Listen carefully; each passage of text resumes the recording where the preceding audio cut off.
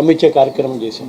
అదేవిధంగా శాండ్ కూడా government stalls ద్వారా శాండ్ కూడా అఫీషియల్గా అమౌంట్ కట్టి, ఇప్పుడేమో శాండ్ పేరుతో తెలుగుదేశం కార్యకర్తలు నాయకులు ఉచిత శాండ్ పేరుతో లూటీ చేసే పరిస్థితి ఈరోజు రాష్ట్రంలో ఉంది.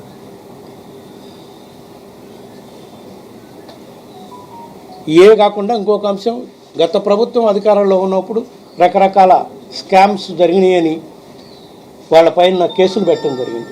తెలుగుదేశం పార్టీ నాయకులపై, మరియు ముఖ్యంగా నారా చంద్రబాబు నాయుడు గారిపై కూడా కొన్ని కేసులు పెట్టడం జరిగింది.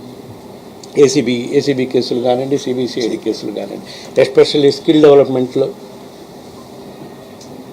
తర్వాత లిక్కర్ పాలసీ దీంట్లో, శాండ్ మైనింగ్లో. ఆ కేసులన్నింటినీ కూడా ఈ ప్రభుత్వం, కూటమి ప్రభుత్వం అధికారంలోకి వచ్చినాక వాళ్ళకు వ్యతిరేకంగా కేసులన్నింటినీ కూడా క్లోజ్ చేసే కార్యక్రమం చేస్తున్నాం.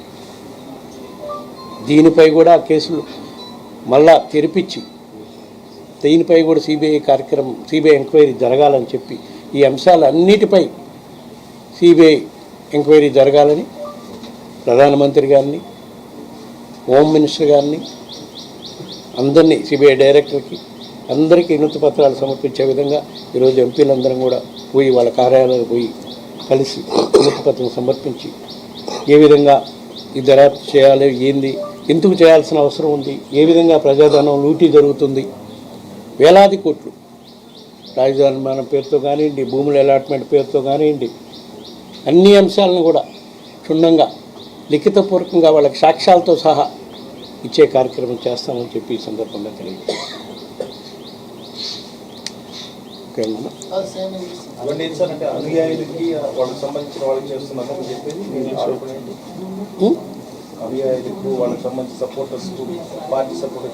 ఏంటి ఎవరు పోయినా అలాట్ చేస్తున్నారు, అనుమానులే కావాల్సిన పనులు. ఎవరు పోయినా అలాట్ చేస్తున్నారు. 99% లోపాయకారిగా వాళ్ళతో వ్యవహారం చేసుకుంటున్నారు. వాళ్ళ అనుమానులు కూడా ఉన్నారు అందరూ. మేము గొడవ చేయడం ద్వారానే ఉర్సా అనే ఒక క్యాన్సిల్ చేశారు. Shell company. యా ఇంగ్లీష్ మాట్లాడిస్తారు, మాట్లాడిస్తారు.